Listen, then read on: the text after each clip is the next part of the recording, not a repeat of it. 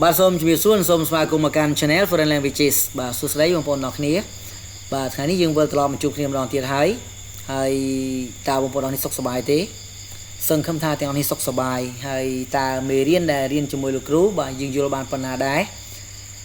ខ្ញុំសង្ឃឹមថាមេរៀននេះអាចជួយដល់បងប្អូនទាំងគ្នាបាទបានមួយចំណាយដែរនៅក្នុងការវិវត្តចំណេះដឹងផ្នែកភាសាអង់គ្លេសបាទក៏ប៉ុន្តែទូយ៉ាងណាក្តីខ្ញុំនឹងគិតថាវាប្រកបជាមានបញ្ហាខ្លះបាទជាក់ជាមិនខានចឹងហើយសូមបងប្អូនទាំងគ្នាដែលមានបញ្ហាសូមធ្វើការ comment នៅក្នុងខ្ទង់ comment ណាដើម្បីធ្វើការកែលម្អអូខេហើយសម្រាប់បងប្អូនទាំងគ្នាដែលបានចូលមកថ្មីដែលចុចចូលមកកាន់ទស្សនាទៅលើ channel ខ្ញុំថ្មីសូមធ្វើការចុច subscribe ក៏ដូចជា like និង share ផងដើម្បីជាការលើកទឹកចិត្តដល់ខ្ញុំបាទជាអ្នកចែករំលែកណាបាទអូខេដើម្បីកុំឲ្យខាតពេលយូរសូមបងប្អូនទាំងគ្នាយើងតាមដានទស្សនាវីដេអូនេះបន្តទៀតបាទហើយសូមអធិស្ឋានផងដែរសម្រាប់បងប្អូនទាំងគ្នាពេលខ្លះវីដេអូរៀងលឿនបន្តិចបាទដោយសារតែខ្ញុំអត់ចង់ឲ្យបងប្អូនទាំងគ្នាចំណាយពេលយូរក្នុងការទស្សនាអូខេឥឡូវចូលមកកាន់លំហាត់បាទវិញ្ញាសាទី17គឺនឹងលំហាត់ទី1អូខេលំហាត់ទី1យើងមើល how do you that please បាទអញ្ចឹងចម្លើយមាន spell មាន spelling មាន spell និង spellings អញ្ចឹងចម្លើយត្រឹមត្រូវគឺ spell how do you spell that please តើអ្នកប្រកបពាក្យនោះយ៉ាងម៉េច Number 2 I have a sister but brothers ចម្លើយមាន no បាទមាន any បាទមាន some និងមាន none អញ្ចឹងចម្លើយត្រឹមត្រូវគឺ no I have a sister ខ្ញុំមានបងប្អូនស្រីម្នាក់ but no brothers ប៉ុន្តែអត់មានបងប្អូនប្រុសខ្លះទេប៉ុន្តែអត់មានបងប្អូនប្រុសទេសំទោស Number 3 Do you like your new job តើអ្នកចិត្តការងារថ្មីរបស់អ្នកទេ Yes ពិតមែនហើយ But my employee insists that ប៉ុន្តែថៅកែរបស់ខ្ញុំទៅទូចថាបាទ insist that ទៅទូចថាសូមបញ្ជាក់ណាកន្លែងនេះគឺ insist that នេះពពួក insist ជាគេស័ព្ទពពួកស័ព្ទយ៉ាងធៀវមូតបាទដូច្នេះបាទនៅពីក្រោយវានៅពីក្រោយប្រធាននេះចាប់ពី ដែល close ទៅនេះអ្នកទាំងអស់គ្នាប្រើប្រាស់ប្រធានបូកជាមួយនឹងគេស័ព្ទ base form អញ្ចឹងចម្លើយត្រឹមត្រូវវាមានមើលទី1គឺ was ទី2 am ទី3 be និងទី4 have been អញ្ចឹងចម្លើយត្រឹមត្រូវគឺ be បាទអញ្ចឹង yes but my employee insists that I be on time ប៉ុន្តែបើថៅកែរបស់ខ្ញុំទទូចថាសូមឲ្យខ្ញុំមកបានតាន់ពេលវេលា Okay number 4 can you friend បាទចម្លើយមាន to speak មាន speak មាន speech និង speaking បាទចម្លើយត្រឹមត្រូវគឺ speak ហេតុអីពីព្រោះដល់នេះណាតែគេស័ព្ទដែលប្រើជាមួយ can នេះគឺត្រូវប្រើប្រាស់គេស័ព្ទ bare infinitive គឺគេស័ព្ទដើមអត់មាន to ពីមុខទេអញ្ចឹង can you speak friend តែនេះជាយើងភាសាបារាំងទេ Number 5 Since the beginning of the storm ចាប់តាំងពីការចាប់ដើមនៃព្យុះ several trees ដើមឈើជាច្រើនdown អញ្ចឹងចម្លើយមាន fail បើមាន failed បើមាន have fallen និងមាន have failed អញ្ចឹងចម្លើយត្រឹមត្រូវគឺបើ have fallen ណា have fallen ចាប់តាំងពីការចាប់ដើមនៃព្យុះដើមឈើជាច្រើនបានដួលរលំ Okay number 6 I can't find បាទមាន myself the head មាន me the head the my head និង my head អញ្ចឹងចម្លើយត្រឹមត្រូវគឺ my head I can't find my head ខ្ញុំរកមុខរបស់ខ្ញុំមិនឃើញនោះទេ Okay number 7 Can you see any people in the shop តើអ្នកឃើញមនុស្សខ្លះនៅក្នុងហាងទេចម្លើយមាន only a little only few only a few និង not much ចឹងចម្លើយត្រឹមត្រូវគឺយក only a few បាទណា only a few តែពី3នាក់ប៉ុណ្ណោះ Number 8 After years of war ក្រោយពីសង្គ្រាមជាច្រើនឆ្នាំ The whole nation ប្រទេសទាំងមូល wanted to make with their enemies បាទចម្លើយមាន peace បាទមាន pace មាន pack និងមាន pair ចឹងចម្លើយត្រូវគឺ peace បាទ make peace ប្រទេសទាំងមូលចង់ make peace ចង់បានសន្តិភាព with their enemies បាទចង់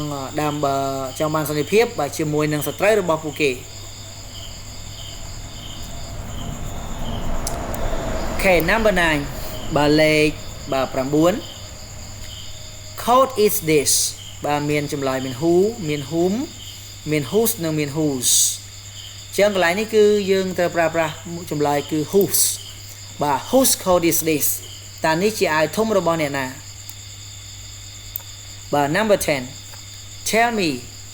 are letters for me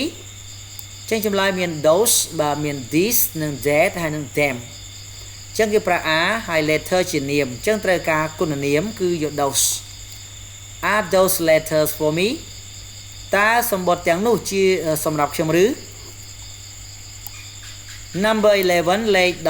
11 I don't speak Japanese but Jenny ខ្ញុំមិននិយាយភាសាជប៉ុនទេប៉ុន្តែ Jenny បាទចម្លើយមាន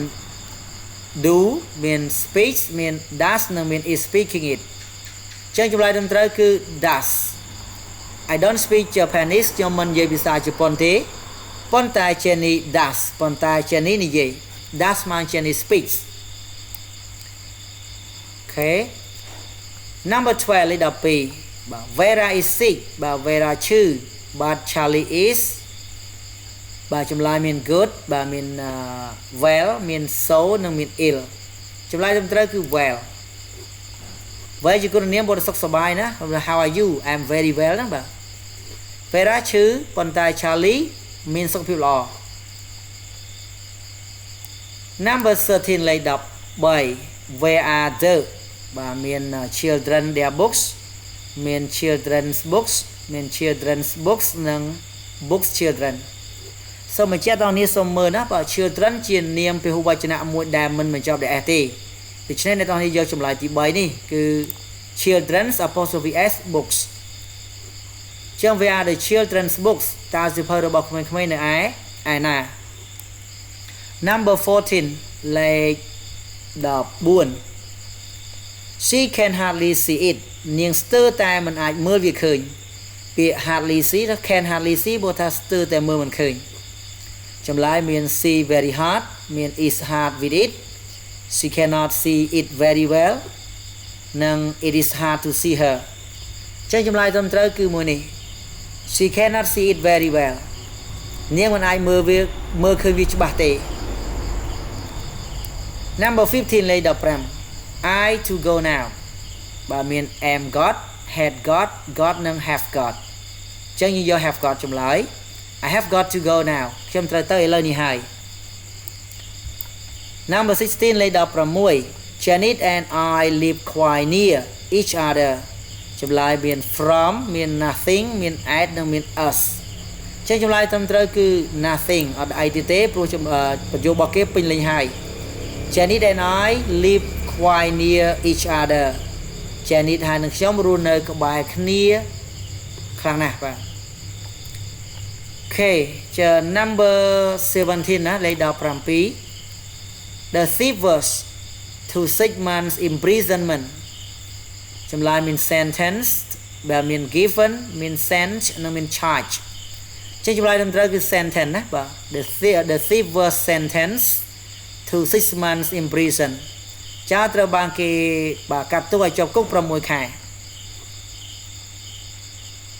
Okay number 18 លេខ18 Have you read this new book តើអ្នកបានអានសៀវភៅថ្មីរបស់គាត់ទេ His new book បាទ Yes it's បាទមាន interesting than his first 4 books first 4 book បានសៀវភៅ4ក្បាលដំបូងរបស់គាត់ណាបាទអញ្ចឹងចម្លើយមាន the most មាន very much មាន much more និងមាន the more អញ្ចឹងចម្លើយត្រឹមត្រូវគឺ much more អានេះពពួកប្រៀបធៀបបែបធម្មតាយើងប្រើតែ more ទេប៉ុន្តែយើងប្រើ much ដើម្បីបង្ហាញពីគម្លាតហ្នឹងវាកាន់តែឆ្ងាយបាទគួរឲ្យចាប់អារម្មណ៍កាន់តែខ្លាំងបាទពិតមែនហើយវាគួរឲ្យចាប់អារម្មណ៍ជាងសៀវភៅ4ក្បាលលើកដំបូងរបស់គាត់ខ្លាំងណាស់ Number 19 លេខ19 You look tired អ្នកមើលទៅហាក់ដូចជាអស់កម្លាំង Well it was that I feel like going to bed បាទមាន so long test very long test a long test និង such a long test អញ្ចឹងចម្លើយត្រឹមត្រូវគឺ such a long test Well it was such a long test that I feel like going to bed ប៉ុន្តែមែនហើយបើវាជាការធ្វើតេស្តដ៏យូរមួយចឹងហើយបានជាខ្ញុំមានអារម្មណ៍ ចងទៅដេក Okay number 20 លេខ20 The headmaster several announcement ចម្លើយមាន did បាទមាន spoke មាន made និងមាន said ចឹងចម្លើយត្រឹមត្រូវគឺ made The headmaster នាយកសាលា made several announcement បានធ្វើការប្រកាសជាច្រើនបាទអញ្ចឹងបងប្អូនទាំងគ្នាចង់ដឹងថាតើអ្វីដែលយើងជ្រើសរើសចម្លើយនេះត្រឹមត្រូវអត់បាទយើងទៅតាមដានមើលចម្លើយទាំងអស់គ្នាបាទអូខេទាំងអស់គ្នាបាទគឺចម្លើយរបស់យើងត្រឹមត្រូវតែម្ដង20 លើ 20 អូខេបាទអញ្ចឹងអ្នកទាំងអស់គ្នារៀនបាទយើងរៀនហើយរៀនទៀតបាទយើងដើម្បីជួយដល់យើងណាបាទទាំងអស់គ្នាប្រឹងប្រែងទាំងអស់គ្នាខ្ញុំប្រឹងប្រែងធ្វើវីដេអូបង្ហាញអ្នកទាំងអស់គ្នាក៏ដូចជាផ្ដល់ជាគំនិតល្អៗមួយចំនួនទៀតដើម្បីអ្នកទាំងអស់គ្នាទទួលបានជោគជ័យជាមួយនឹងការសិក្សាបាទភាសាអង់គ្លេសអូខេអរគុណច្រើនបងប្អូនទាំងអស់គ្នាដែលបានតាមដានទស្សនារបស់វីដេអូនេះបាទសម្រាប់វីដេអូនេះខ្ញុំសូមបញ្ចប់ត្រឹមនេះបាទជួបគ្នានៅវីដេអូក្រោយទៀតបាយបាយ